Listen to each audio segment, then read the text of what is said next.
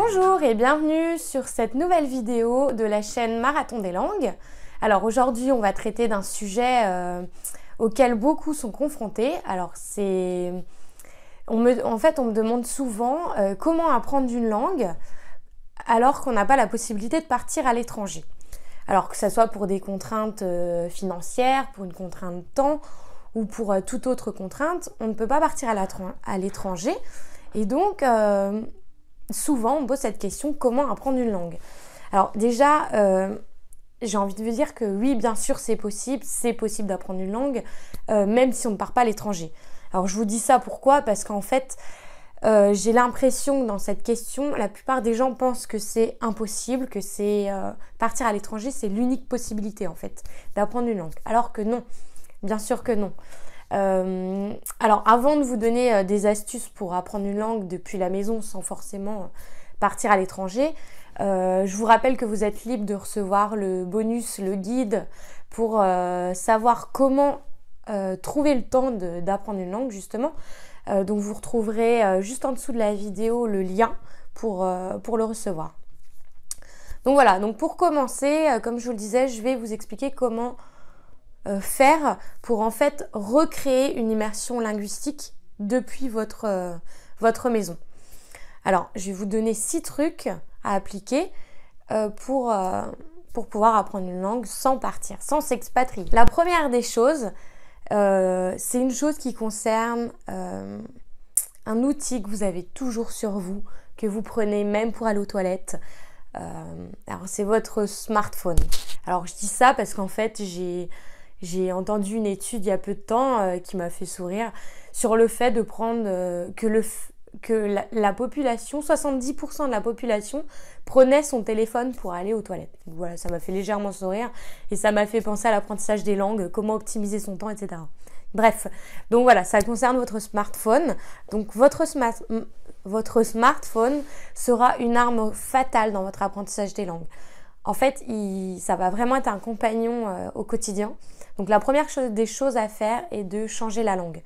Donc vous la mettez dans votre langue cible. Si vous apprenez l'anglais, vous le mettez en anglais. Donc étant donné que vous connaissez votre smartphone par cœur, vous verrez les menus défiler dans la langue que vous apprenez. Donc à force de le voir, vous n'aurez pas l'impression d'apprendre, mais finalement si, ça fait partie de votre quotidien en fait. Donc déjà ça, et la deuxième des choses, c'est télécharger des applications. Alors moi je recommande Mosalingua. J'aime beaucoup cette application pour mémoriser du vocabulaire. Je vous recommande également souvent, c'est de changer de ressources pour pas vous lasser. Donc vous pouvez également tester Duolingo. Qu'est-ce qu'il y a d'autre? TuneIn Radio, sur laquelle vous pouvez trouver des podcasts. Bon, il y en a énormément, il y en a à l'appel des applications, mais ça j'ai des articles sur le site sur le blog Marathon des langues qui traitent de ce sujet, donc vous pourrez aller jeter un coup d'œil. Donc voilà, c'est les choses à faire avec votre téléphone.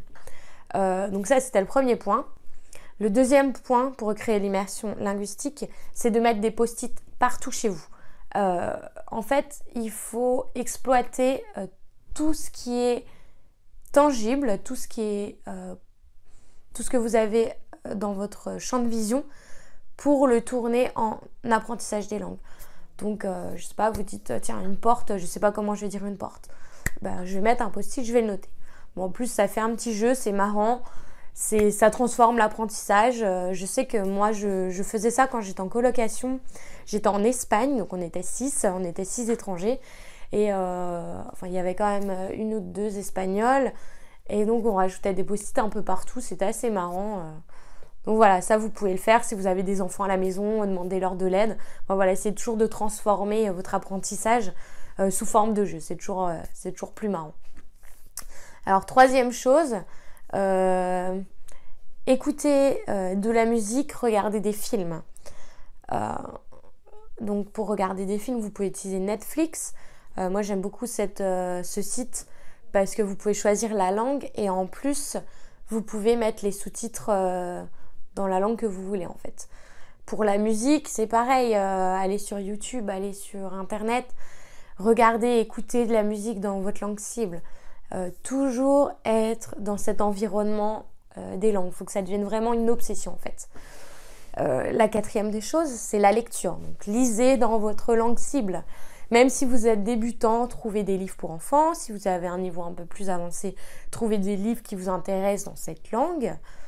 Trouvez des BD, de la presse people, peu importe, quelque chose qui vous fasse plaisir. Cinquième chose, donc dans la même veine que regarder des films, regardez la télé. Repérez, en fait, c'est surtout le mode opérationnel qui m'intéresse. Recherchez par avance les chaînes dans votre langue cible. C'est-à-dire, vous avez la TNT, je ne sais pas, vous voulez regarder en anglais, vous savez qu'il y a CNN, il y a la BBC. Vous repérez les chaînes et vous laissez votre télé toujours sur cette chaîne. Donc, dès que vous rentrez à la maison, paf, vous allumez la télé, vous mettez cette chaîne en route, même si vous n'allez pas la regarder.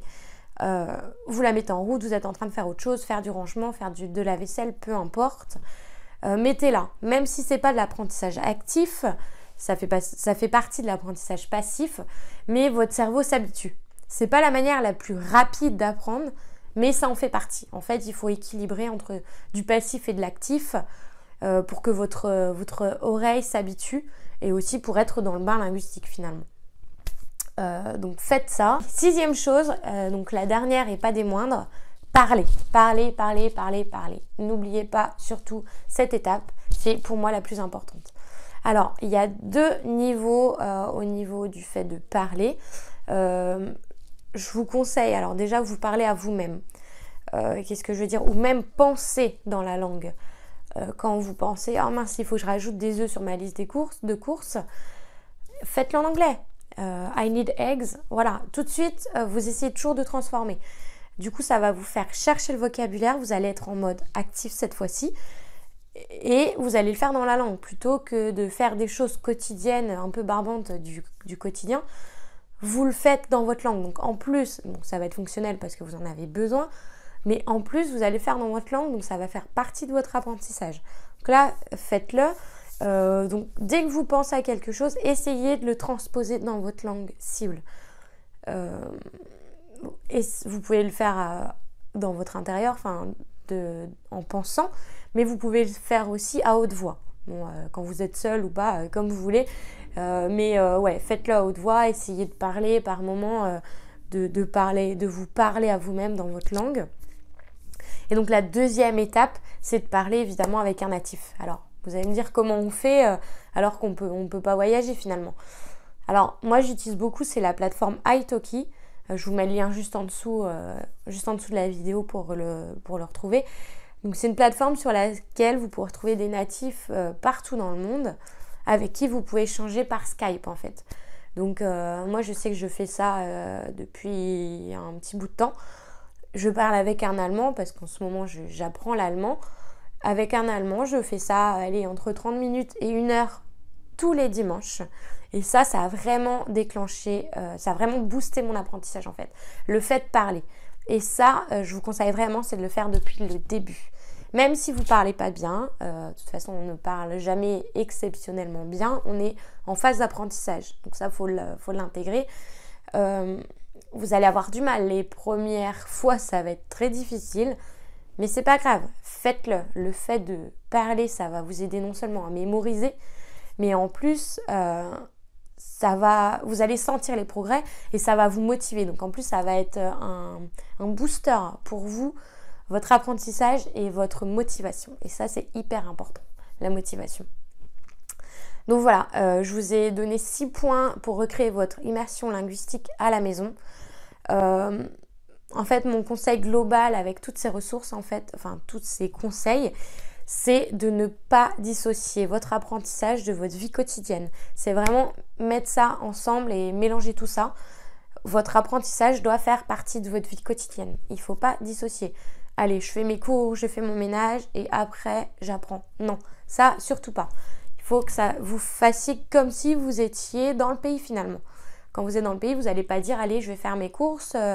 Manger, je sais pas quoi, en français, et après j'apprendrai. Non, vous n'avez pas le choix de toute manière, donc vous le ferez dans la langue. Et donc je vous conseille vraiment, c'est de faire la même chose à la maison. Donc voilà, c'est la fin de cette vidéo. J'espère qu'elle vous a donné vraiment des conseils concrets à appliquer dans votre routine des langues. J'aime l'appeler comme ça, votre routine des langues, parce que ça fait partie de votre quotidien. Et voilà, surtout si elle vous a plu, n'hésitez pas à la liker et à la partager. Je vous rappelle que le bonus se trouve juste en dessous. Vous pouvez cliquer sur le lien pour vous inscrire. Et donc voilà, je vous remercie d'avoir visionné cette vidéo et je vous dis à très bientôt. Ciao!